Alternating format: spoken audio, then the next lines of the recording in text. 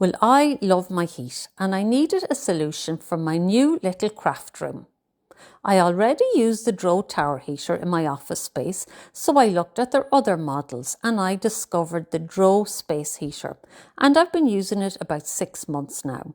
Standing only 10 inches tall by 6, it's slim and compact. It has a touchscreen control panel and lovely LED display, making it look modern while also user-friendly.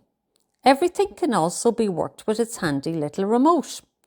There's a convenient handle at the back for moving it about. It feels sturdy and lightweight. This little heater has an impressive 4 different modes. You can choose between 3 heat settings: high 1, 2 and 3, reaching up to 70 degrees Fahrenheit.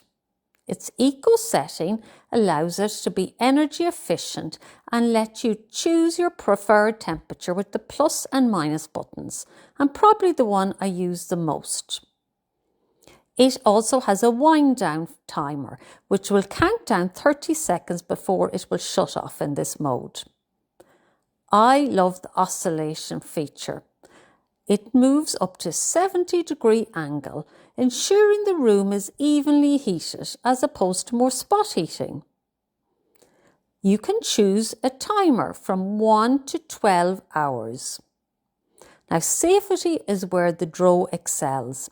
Any risk of overheat, it has a built-in feature to shut off, and equally if it was to get knocked over.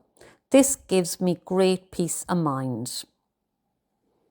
While this heater is smaller than the Smart Tower, it maintains all the great features.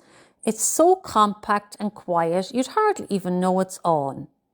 If you're looking for a heat solution for a small space in your home, this Dreo should not be overlooked.